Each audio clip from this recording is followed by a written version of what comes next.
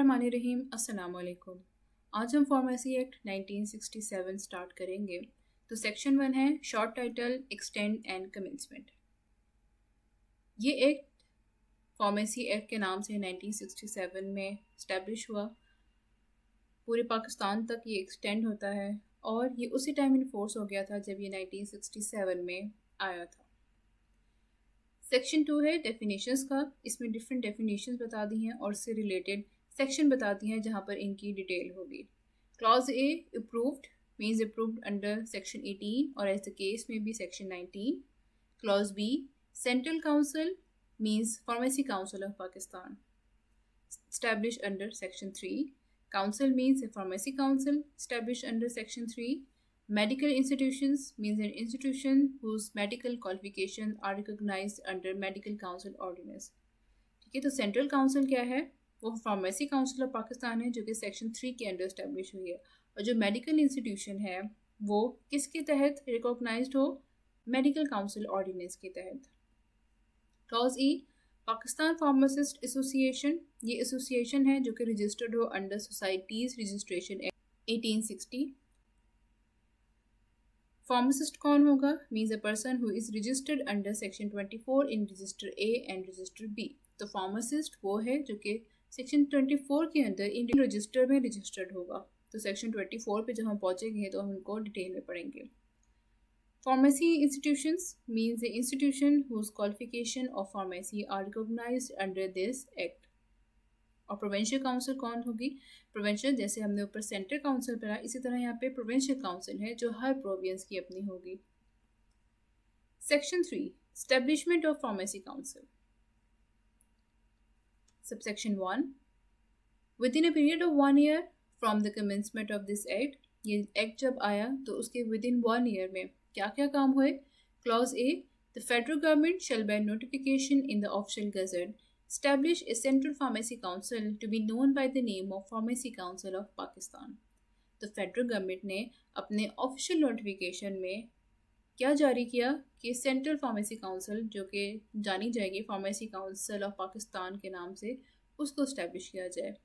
Clause B each provincial government shall in like manner establish a provincial pharmacy council to be known by the name of province concerned। अब provincial level पे भी pharmacy council establish होगी और जिस province में establish होगी उसी के नाम से जानी जाएगी। जैसे अगर पंजाब में हो तो पंजाब फार्मेसी काउंसिल होगा, सिंध में है तो सिंध फार्मेसी काउंसिल होगा। Subsection 2 each of the pharmacy councils established under subsection 1 shall be a body corporate having perpetual succession and common seal with power among others to acquire, hold and dispose of property and shall by its name sue and to be sued।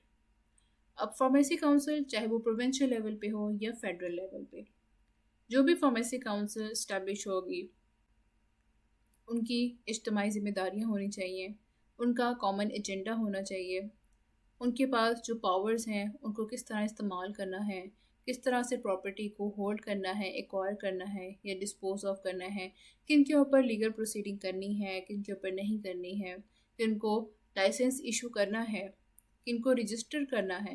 ये सारी जिम्मेदारियां दोनों की common होती हैं और वो इन पर काम करते हैं। Section 4 composition of central council. Subsection 1 The Central Council shall, subject to the provision of subsection 2, consist of following members, namely।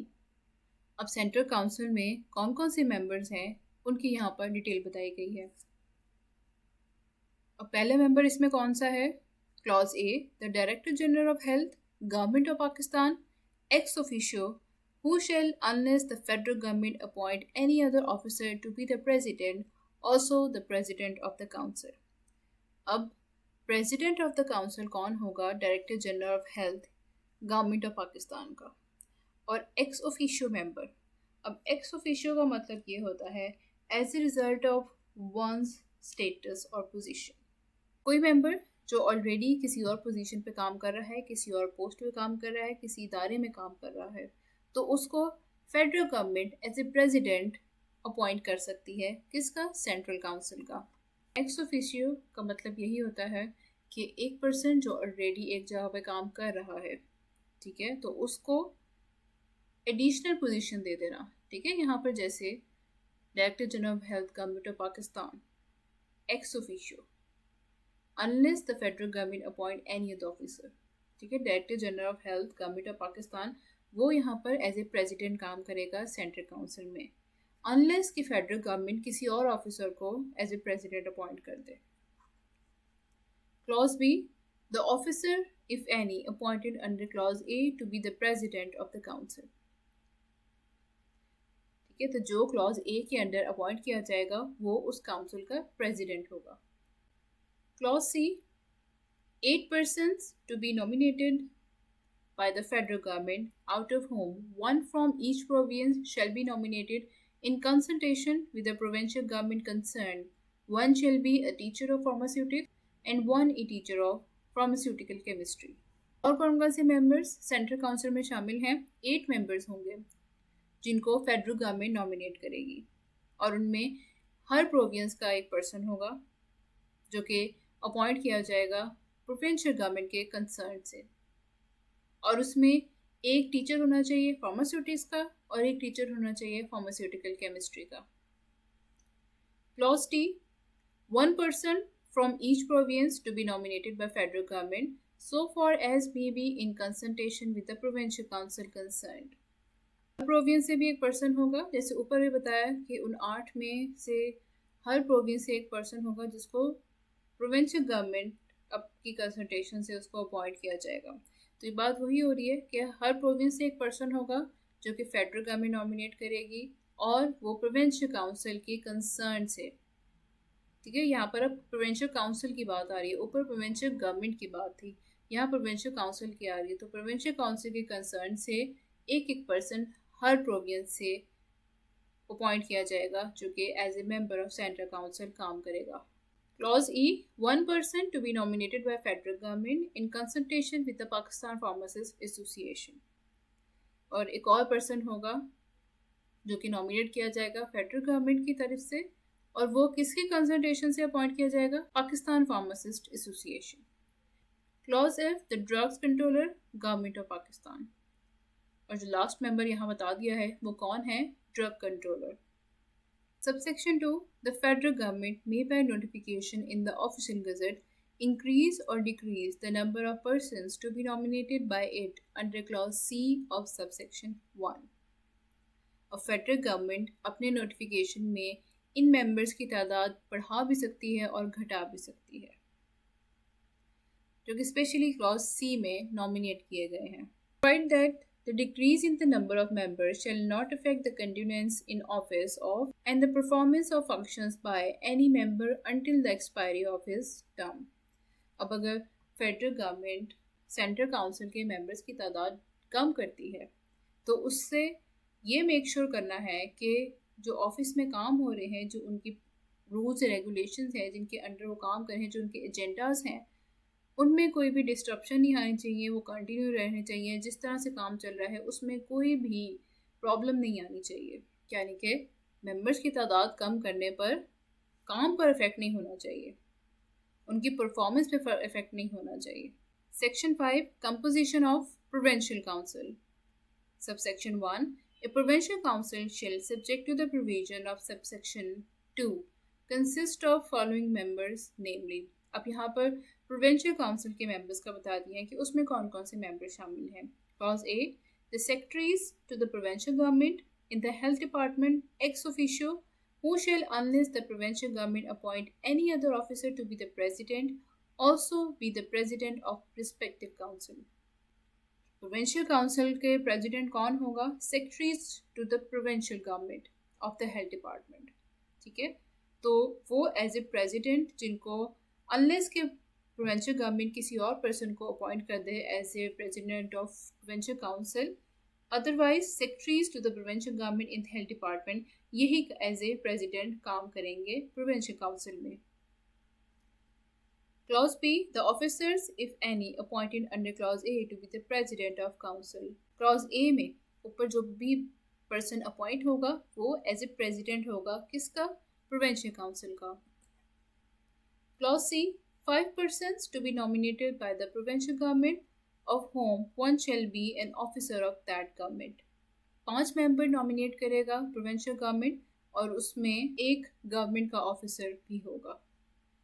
Clause D, one person to be nominated by the provincial branch of Pakistan Pharmacist Association और एक person nominate किया जाएगा by provincial branch of Pakistan pharmacist association से. Subsection 2, the provincial government may by notification in the official gazette increase or decrease the number of person to be nominated by it under clause C of subsection 1.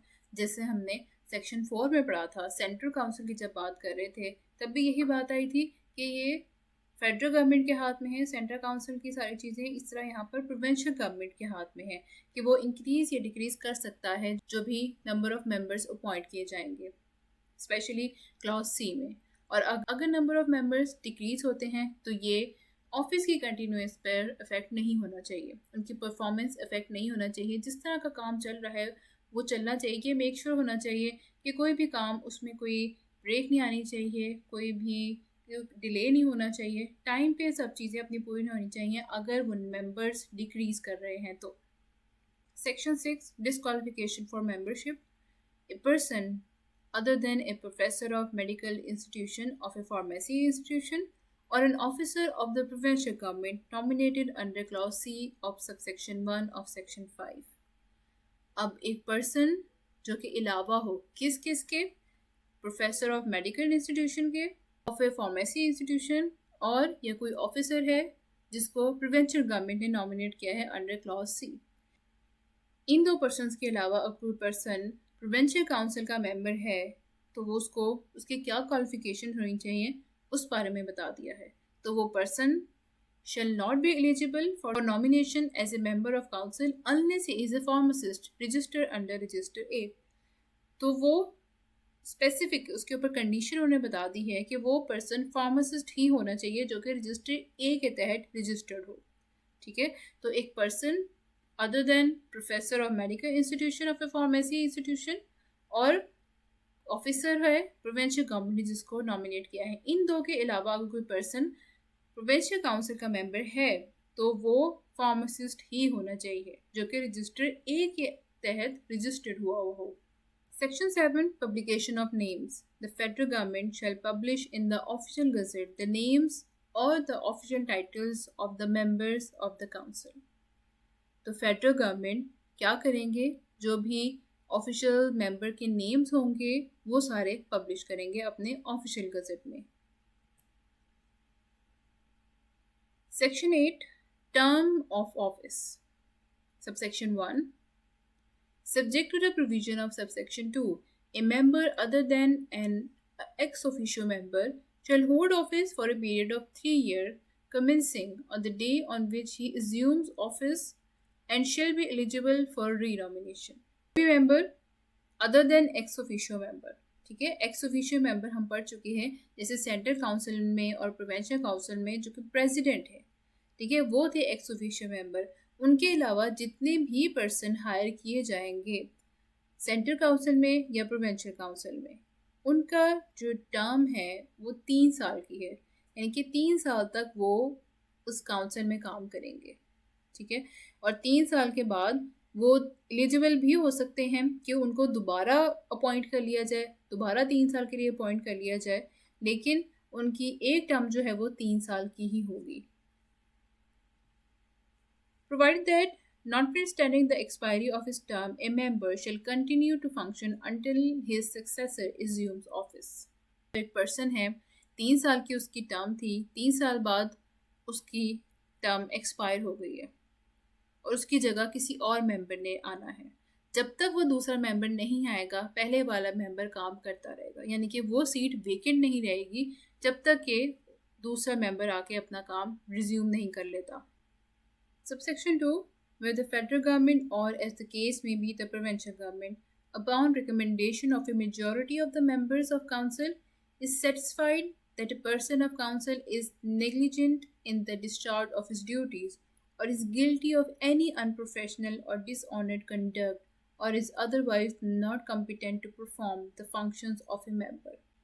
अगर council का कोई member किसी person के खिलाफ, किसी specified person council के ही किसी member के खिलाफ ये रिकमेंडेशन देता है, किसको, फेडरल गवर्नमेंट या प्रोविंशियल गवर्नमेंट को, कि ये पर्टिकुलर पर्सन है जो अपनी ड्यूटीज़ को सही परफॉर्म नहीं कर रहा, इसका अनप्रोफेशनल बिहेवियर है, कॉम्पिटेंट नहीं है, जिस पोस्ट के लिए इसको हायर किया था ये उसको पूरा नहीं कर रहा है, जो काम इसके ज़िम्मे थे वो उसको कम्प्लीटली परफॉर्म नहीं कर रहा है, ठीक है, मतलब एक तरह की शिकायत जाती है उस पर्सन की। It may by notification in the official gazette remove such member and upon the publication of such notification the seat of member shall become vacant. तो फेडरल गवर्नमेंट या प्रोविंशियल गवर्नमेंट अपने ऑफिशियल नोटिफिकेशन में ये जारी कर देती है कि उस पर्सन को रिमूव कर दिया जाए, और इस बात की पब्लिकेशन भी करवा दी जाती है नोटिफिकेशन में कि ये सीट अब खाली हो चुकी है।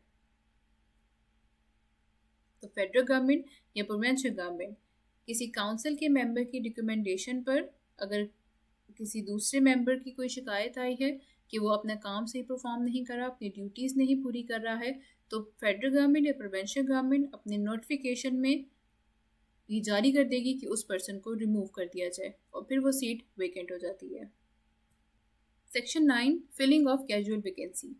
A casual vacancy in the office of a member shall be filled for remainder of term of such member not being less than 6 months by nominating other member in his place in the same manner in which such a member was nominated. For example, अगर कोई person किसी reason की base पर अपनी seat vacant छोड़ देता है, या जैसे हमने सेक्शन 8 में पढ़ा कि फेडरल गवर्नमेंट और प्रोविंशियल गवर्नमेंट अपने ऑफिशियल नोटिफिकेशन में किसी ऐसे बंदे को रिमूव करने का ऑर्डर जारी कर सकती है जो कि अपनी ड्यूटीज़ को सही परफॉर्म नहीं कर रहा, या अगर कोई बीमार हो गया है या किसी भी रीज़न की वजह से अगर कोई सीट वेकेंट रह जाती है और उस पर्सन का भी टाइम रहता था, ठीक है, जैसे हमने ऊपर पढ़ा कि 3 साल की टर्म के लिए मेंबर अपॉइंट किया जाता है। अब वो मेंबर 3 साल पूरे होने से पहले ही वो सीट वेकेंट हो गई है, तो उसके लिए क्या किया जाता है। अच्छा, और यहाँ पर ये बात है कि 6 मंथ से कम नहीं होना चाहिए, यानी कि 6 मंथ से ज़्यादा टाइम होना चाहिए वो जो उस पर्सन की टर्म पूरा होने के लिए रहती है, तो उसकी जगह किसी और पर्सन को नॉमिनेट किया जाता है, उसी मैनर में नॉमिनेट किया जाएगा, उसी प्रोसेस से गुजारा जाएगा जिस प्रोसेस से गुजर कर पहला मेंबर जो है अपॉइंट हुआ था, ठीक है।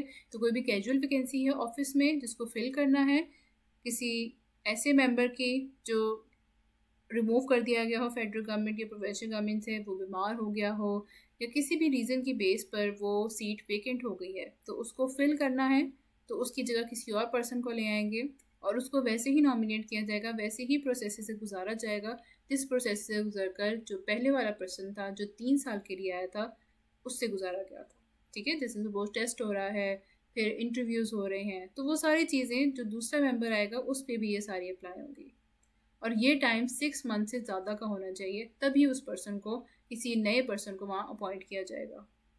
Section 10 vacancy not to invalidate the proceeding of a council.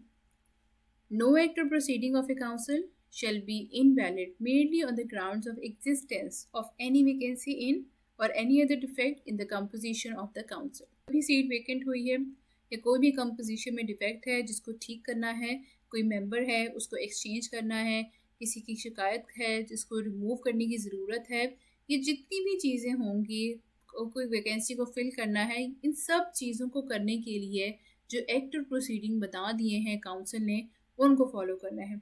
जो भी रूल्स एंड रेगुलेशंस काउंसिल ने बना दिए हैं वो उनको फॉलो करते हुए ही ये सारी चीज़ें ठीक करेंगे। अगर कोई वैकेंसी है तो उसके लिए जो भी रूल्स और रेगुलेशंस काउंसिल ने बनाए थे तो उनको देखते हुए उस वैकेंसी को फिल करना है। जैसे मैंने पहले ही बताया कि टेस्ट लेते हैं और फिर इंटरव्यू लेते हैं, उसके बाद वो अपॉइंट करते हैं, तो ये अगर उनके रूल्स एंड रेगुलेशंस में ये चीज़ है तो वो उसको फॉलो करेंगे जो कि प्रोसीडिंग का हिस्सा है। फिर अगर कॉम्पोजिशन में डिफेक्ट है, कोई किसी पर्सन को एक्सचेंज करना है, किसी ने चेंज करना है, कोई बीमार हो गया है, कोई छुट्टी पे चला गया है, जो भी कोई प्रॉब्लम है तो उसको ठीक करने के लिए जो उनके पास प्रोसीडिंग है इस एक्ट के अकॉर्डिंग जो जो उनके पास इख्तियारात हैं वो उनको इस्तेमाल करेंगे, अपनी मर्ज़ी से कोई भी काम नहीं करेगा, ठीक है। कि अगर कोई वैकेंसी है तो अपनी मर्ज़ी से कोई वहाँ पे अपने मर्ज़ी का बंदा ला के नहीं बिठा सकता कि अच्छा ये सीट खाली हो गई है तो यहाँ पर किसी और को ला के बिठा देते हैं, ठीक है, जो भी चेंजेस करनी है, जो भी डिफेक्ट दूर करने हैं, जो भी वैकेंसी फिल करनी है, उनको कैसे फिल किया जाएगा, जो भी प्रोसीडिंग है, जो एक्ट है, जो रूल्स रेगुलेशन काउंसिल ने बना दिए हैं, उनको देखते हुए ये सारी चीज़ें की जाएंगी। अपनी मर्जी से कोई काम नहीं किया जाएगा। Section 11, election of vice president. Subsection 1. A council shall every year elect one of its members to be the vice president of the council, and the vice president so elected shall hold office for a period of 1 year and shall be eligible for re-election.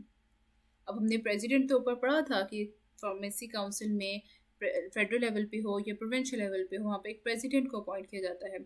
अब यहाँ पर vice president की बात हो रही है कि vice president हर साल इलेक्ट होता है, किस में से, जो काउंसिल के मेंबर्स होते हैं उन्हीं में से।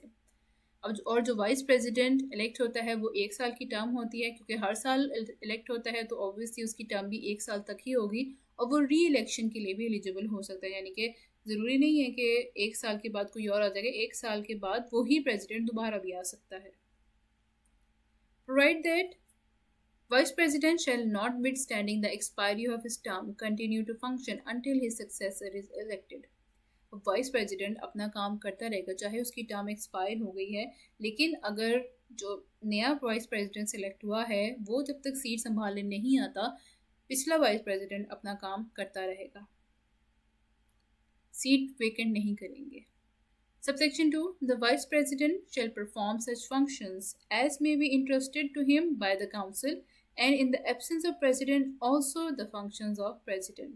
अब वाइस प्रेसिडेंट के काम क्या हैं, जो भी काउंसिल उसको काम सुपुर्द करेगी कि उसको क्या क्या ड्यूटीज़ हैं वो सारे वो परफॉर्म करेगा, और इवन अगर प्रेसिडेंट किसी वजह से एब्सेंट होता है तो वो प्रेसिडेंट के फंक्शंस भी परफॉर्म करेगा।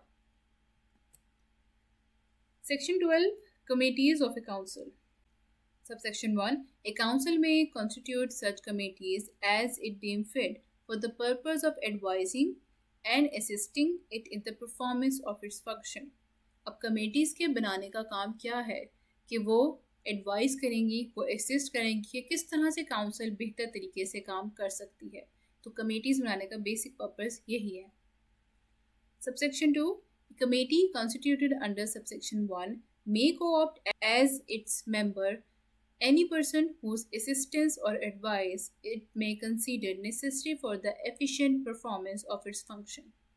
अब कमेटी जो सबसेक्शन 1 के अंडर बनाई गई है वो किसी ऐसे पर्सन को भी अपॉइंट कर सकती है जिसको लगे कि ये बंदा हमें अच्छी एडवाइस देगा, यानी कि ये जो भी एडवाइस करेगा, ये जो भी हमें असिस्टेंट प्रोवाइड करेगा वो हमारे लिए बेहतर है, वो इस काउंसिल के एफिशिएंट परफॉर्मेंस के लिए बेहतर है, वो इस काउंसिल की परफॉर्मेंस के लिए ज़रूरी है। ऐसे पर्सन को अपॉइंट कर लेंगे जिनका उन्हें यकीन हो कि ये हमें ऐसी असिस्टेंट प्रोवाइड करेगा, ये ऐसी एडवाइस देगा जो हमारे लिए, जो इस काउंसिल की परफॉर्मेंस के लिए बेहतरीन है और ज़रूरी है।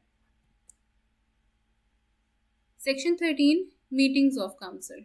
Subsection 1. A council shall meet at such time and place, and a meeting of council shall be summoned and conducted in such manner as may be laid down by its bylaws. अब council की meeting कहाँ पे, कब होगी, किस जगह होगी, इसका फैसला काउंसिल ही करेगी, और जो मीटिंग है वो किस तरह से कंडक्ट होगी, जो भी लॉज और रूल्स उस ऑर्गेनाइजेशन ने या काउंसिल ने बनाए होंगे उनको फॉलो करते हुए ही वो मीटिंग होगी। Provide that until such bylaws are made, the President of the Council may by notice address to each member summoned and conduct a meeting at such time and place and in such manner as he may deem expedient.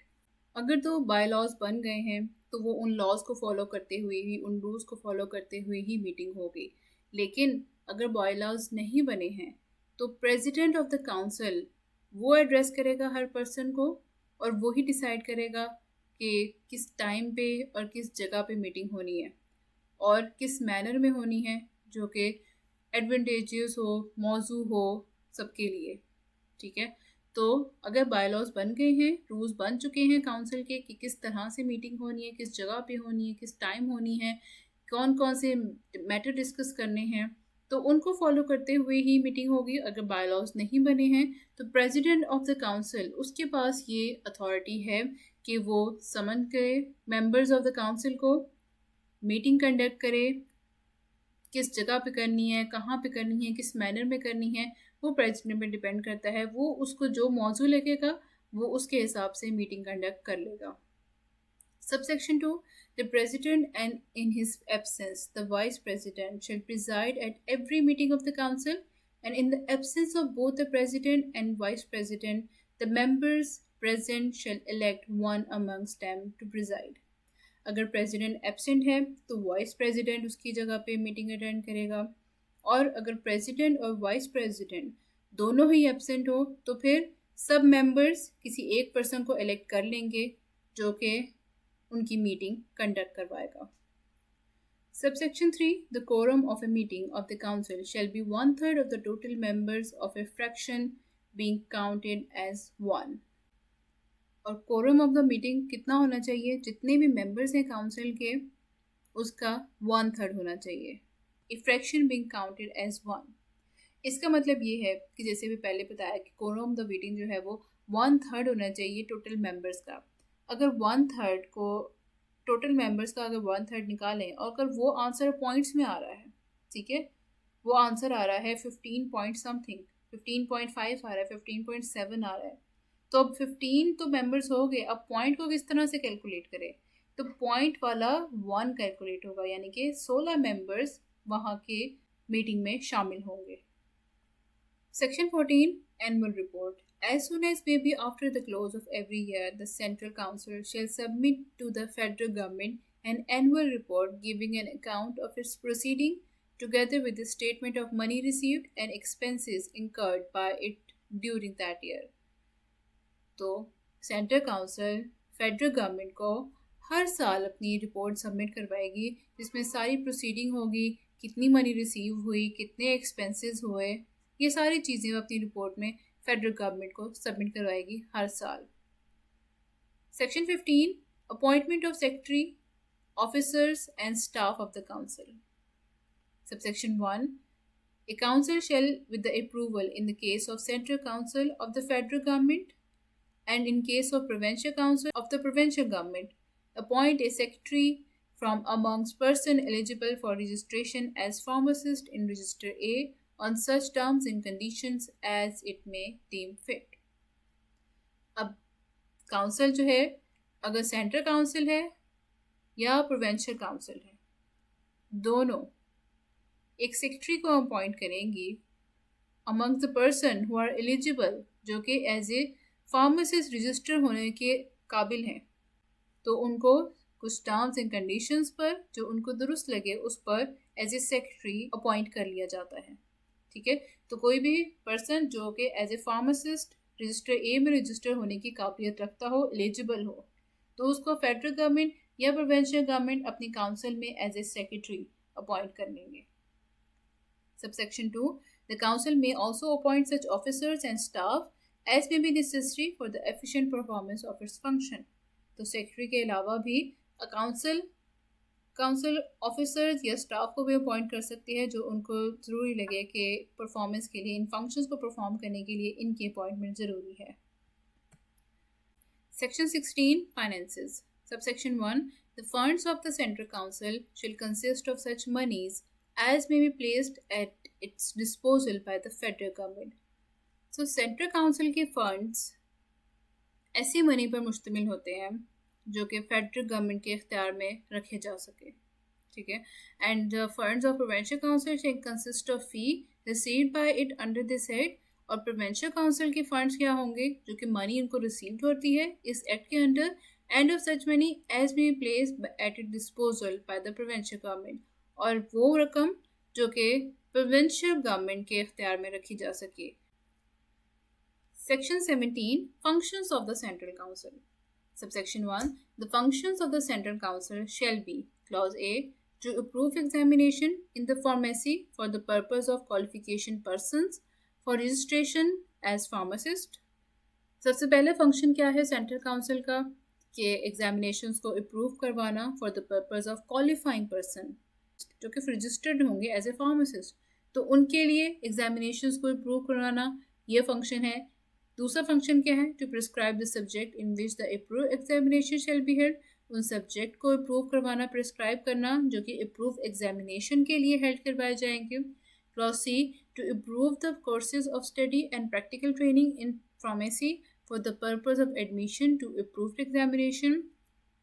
कौन कौन से courses और कौन कौन सी practical training है pharmacy में जो कि अप्रूव करवाए जाएंगे एग्जामिनेशन के लिए। Clause T, to prescribe the conditions and procedure for admission of candidates to an approved examination। क्या क्या conditions and procedure हैं कि जिनमें कैंडिडेट उन एग्जामिनेशन में एडमिशन के लिए पूरा करेगा। कि अगर कोई फॉर्म फिल करने हैं, अगर कोई डॉक्यूमेंटेशन अटैच करनी है, तो कौन कौन सी कंडीशन और प्रोसीजर होंगे कि वो एक कैंडिडेट है जिसने वो एग्ज़ाम देने हैं, फार्मेसी का एग्ज़ाम देने हैं, तो उसको कौन कौन सी कंडीशन और प्रोसीजर पूरे करने पड़ेंगे या फॉलो करने पड़ेंगे। Clause C, to lay down the standards of teaching to be maintain by institutions conducting the approved course of study. और ये मेंटेन रखना स्टैंडर्ड ऑफ टीचिंग हर इंस्टीट्यूशन में जहाँ पर फार्मेसी के सब्जेक्ट पढ़ाए जा रहे हैं कि वहाँ पर स्टैंडर्ड ऑफ टीचिंग वैसा है कि नहीं है, मेंटेन है कि नहीं है, जो कोर्सेज अप्रूव किए गए हैं वो उनको सही तरीके से पढ़ा रहे हैं या नहीं पढ़ा रहे। Clause F, to prescribe the equipment and facilities to be made available to the students. तो जो भी इक्विपमेंट्स हैं जैसे प्रैक्टिकल्स हैं तो उसके लिए रिक्वायर्ड इक्विपमेंट्स और फैसिलिटीज़ और ऑपरेटर सब चीज़ें वहाँ मौजूद हैं या नहीं हैं, तो ये सब चीज़ें प्रिस्क्राइब करना भी सेंटर काउंसिल का फंक्शन है। Clause G, to recognise degree और diplomas in pharmacy for the purpose of registration as pharmacist. और जो भी डिग्री और डिप्लोमाज होंगे फार्मेसी के वो उनको रिकॉग्नाइज करेंगे for the purpose of registration. Clause H, to cause inspection of institution which conduct any course of study in pharmacy and of teaching imparted and examination held by them। और जो भी इदारा pharmacy के subject पढ़ा रहा है, वहाँ पे एग्जामिनेशन ले रहा है, तो उन इदारों की इंस्पेक्शन करना भी ये भी सेंट्रल काउंसिल के फंक्शन में शामिल है।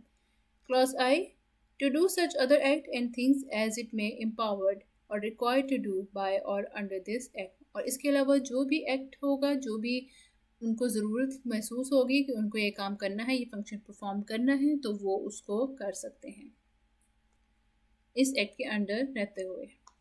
Subsection 2, the central council with the previous approval of the federal government may by notification in the official gazette make regulations for the purpose of subsection 1। तो सेंट्रल काउंसिल फेडरल गवर्नमेंट के approval से rules and regulations बना सकती है subsection 1 में।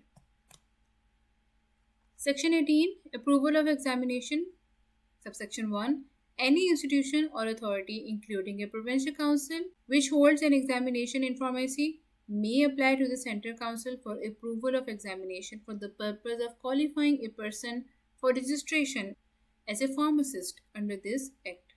कोई भी इदारा या अथॉरिटी उसने एग्जामिनेशंस हेल्ड करवाने हैं तो वो क्या करेगा, सेंट्रल काउंसिल में अप्लाई करेगा for the approval of examination कि वो एग्ज़ाम लेना चाहता है for the purpose of qualifying a person registered as a pharmacist.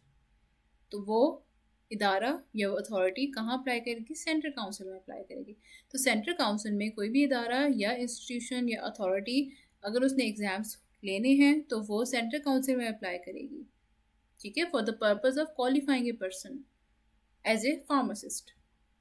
Subsection 2, the central council if it is satisfied after such inquiry as it may think fit that the examination for the approval of which an application has been made under subsection 1 is in conformity with this act and the regulations।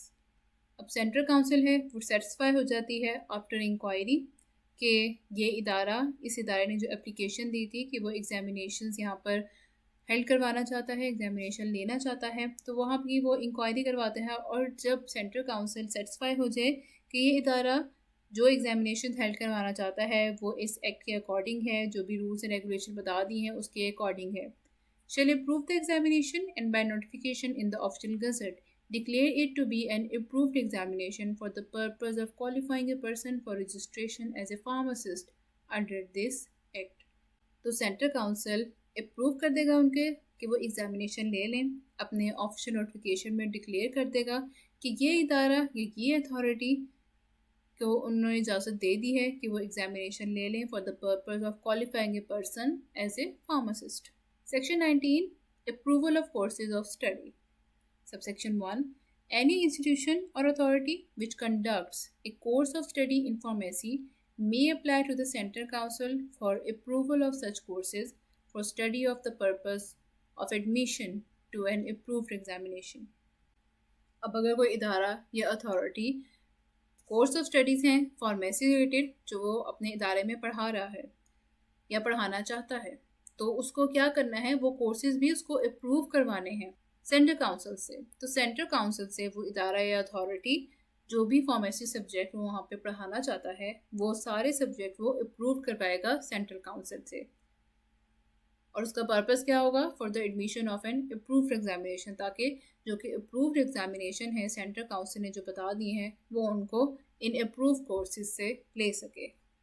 The central council, if it is satisfied after such inquiry as it may think fit that the course of study for the approval of which an application has been made under subsection 1 is in conformity with this act and the regulations।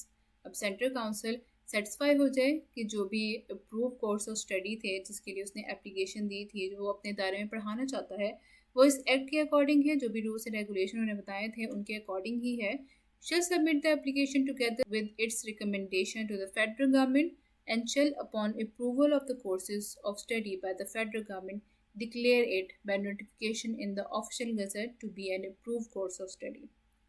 तो central council क्या करेगी, वो इस application के साथ एक recommendation भी federal government को सबमिट करेगी।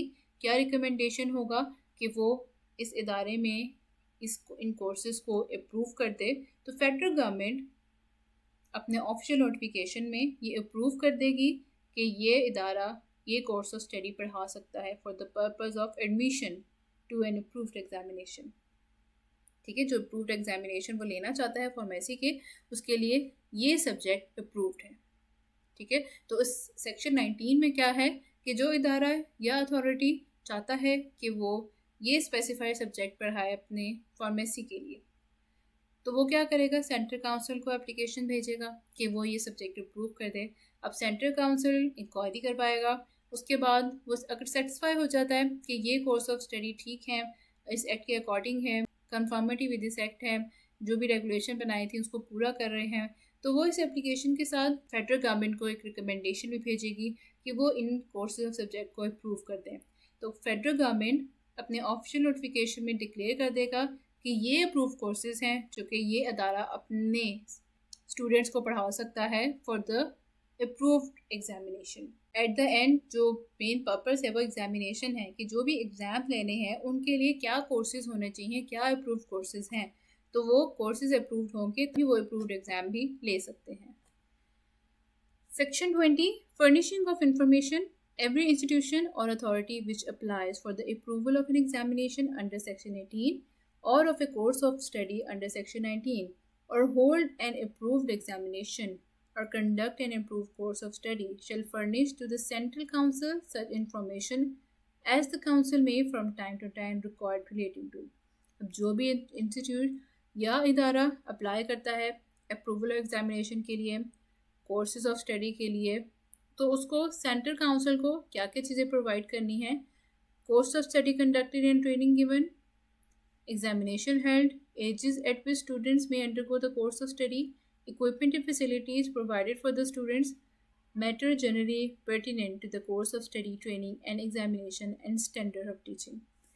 तो वो इदारा या अथॉरिटी बताएगा कि कौन कौन से कोर्सेज ऑफ स्टडी वो कंडक्ट करवा रहा है, क्या ट्रेनिंग दे रहा है, कौन से एग्जामिनेशन हेल्ड करने हैं, कब करने हैं, किस एज के स्टूडेंट्स जो हैं वो इस कोर्स को स्टडी करेंगे, क्या क्या इक्विपमेंट और फैसिलिटीज़ हैं जो प्रोवाइड की जा रही हैं स्टूडेंट्स को, क्या ट्रेनिंग, एग्जामिनेशन की स्टैंडर्ड ऑफ टीचिंग है, ये सारी इंफॉर्मेशन वो इदारा प्रोवाइड करेगा सेंट्रल काउंसिल को। Section 21, inspector. Subsection 1. The Central Council may appoint such inspector for the inspection of institution as it may consider necessary। अब एग्जामिनेशन के अप्रूवल के लिए किसी ने एप्लीकेशन दी है या कोर्स ऑफ स्टडी के अप्रूवल के लिए दी है, तो उनकी इंस्पेक्शन कौन करेगा, उनकी इंस्पेक्शन इंस्पेक्टर करेगा। तो सेंट्रल काउंसिल इंस्पेक्टर को अपॉइंट करेगा और वो इन इदारों की इंस्पेक्शन करेगा। Subsection 2. An inspector appoint under subsection 1 may, if he is so authorized in writing by president of the council. तो इंस्पेक्टर अपॉइंट कर लिया जाएगा अंडर सबसेक्शन 1 जो हमने पढ़ा है, अगर इन राइटिंग जो प्रेसिडेंट ऑफ काउंसिल है वो उसको ऑथोराइज कर ले तो इंस्पेक्टर अपॉइंट कर लिया जाएगा. Clause A, inspect any institution which hold any approved examination or conduct an approved courses of study and may attend any such examination held by such institution. Clause A में क्या बता रहे हैं कि वो किसी ऐसे इदारे पर जहाँ पे अप्रूव्ड एग्जामिनेशन कंडक्ट हो रही हो या अप्रूव कोर्स ऑफ स्टडी वहाँ पर पढ़ाया जा रहा है, एग्जामिनेशन हेल्ड हो रहे हैं, तो वहाँ की वो इंस्पेक्शन कर सकता है. Clause B, inspect any institution which has applied for the approval of examination held or course of study conducted by it and attend any examination held by such institution. तो वो इदारा जिसने अप्लाई किया हो approve course of study के लिए या approve examination के लिए, तो वो इंस्पेक्टर उस इदारे को भी जाके इंस्पेक्ट कर सकता है. Subsection 3, an inspector who attends any examination shall not interfere with the conduct thereof, but shall submit to the Central Council a report on the sufficiency or otherwise of such examination, and on any other matter in regard to which the Central Council may require him to report. अब कोई inspector है जो कि कहीं पे examinations हो रही हैं, वो वहाँ पर जाके इंस्पेक्ट करने लग गया है, तो उन एग्जाम अगर उसको वहाँ का कोई शक होता है, कोई उसको प्रॉब्लम नज़र आती है, तो वो उन एग्ज़ाम को इंटरफेयर नहीं करेगा, बल्कि एक रिपोर्ट बनाकर सेंट्रल काउंसिल को सबमिट करवाएगा. और अगर सेंट्रल काउंसिल उसको किसी मैटर पर काम करने को कहती है तो वो वहाँ से सारा काम करके सेंट्रल काउंसिल को अपनी रिपोर्ट सबमिट करवाएगा. तो इंस्पेक्टर कहीं भी एग्ज़ाम हो रहा है वहाँ इंस्पेक्ट करने गया है, तो वो अगर उसको कोई शक हो रहा है तो वो एग्ज़ाम को इंटरफेयर नहीं करेगा, बल्कि वो अपनी एक रिपोर्ट बनाकर सेंट्रल काउंसिल को सबमिट करेगा. Section 22, withdrawal of approval. Subsection 1, whereupon a report of an inspector it appears to the Central Council that an approved course of study or an approved examination does not continue to be in conformity with this Act and the regulations. अब inspector ने कोई report बनाकर central council को submit करवाई है और उस report में ये है कि जो भी अप्रूव्ड कोर्स ऑफ स्टडी या अप्रूव्ड एग्जामिनेशन थे एक पर्टिकुलर इंस्टीट्यूशन में, वो एक्ट के अकॉर्डिंग काम नहीं कर रहे हैं. उन्होंने अप्रूव तो उन्होंने करवा लिया है, रूल्स एंड रेगुलेशन थे वो उनको फॉलो नहीं कर रहे हैं.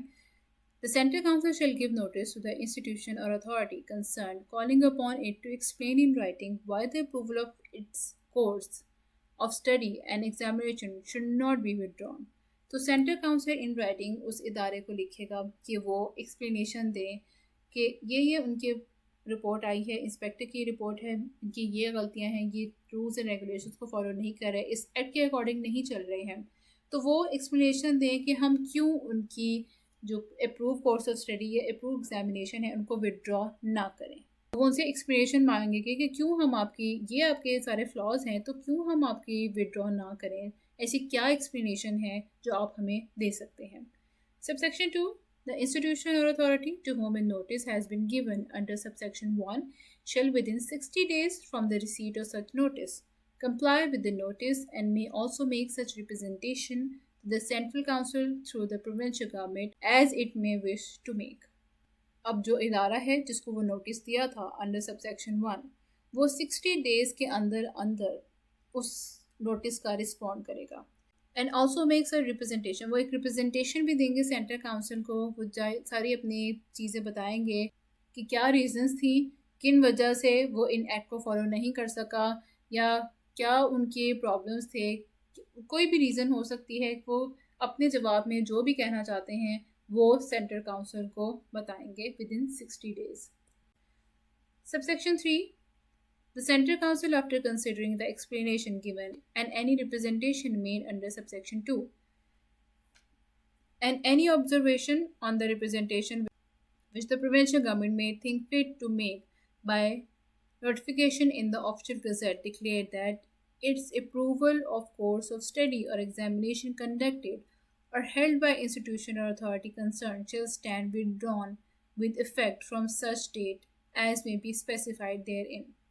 अब सेंट्रल काउंसिल सारी एक्सप्लेनेशन और रिप्रेजेंटेशन देख लेता है जो कि सब सेक्शन 2 में बताई गई, ठीक है।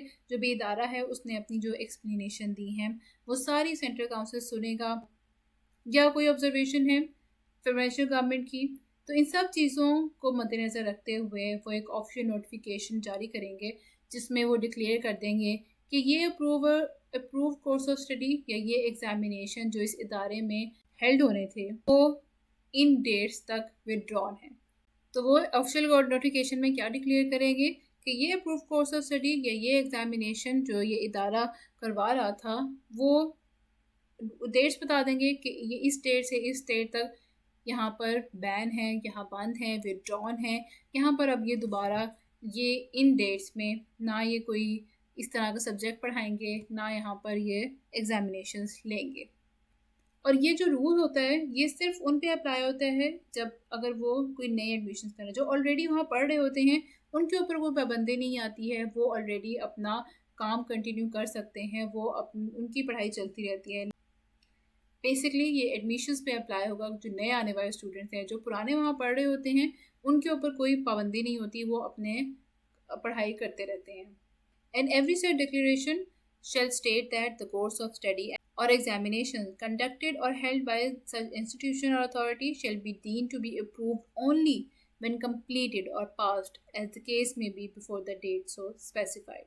और इस डिक्लेरेशन में ये लिख दिया जाता है कि ये कोर्स ऑफ स्टडी या ये एग्जामिनेशन जो इस इदारे ने करवाने थे वो उस वक्त अप्रूव होंगे जब ये तमाम रूल्स एंड रेगुलेशन और इस एक्ट के अकॉर्डिंग होगा, कंप्लीट होगा।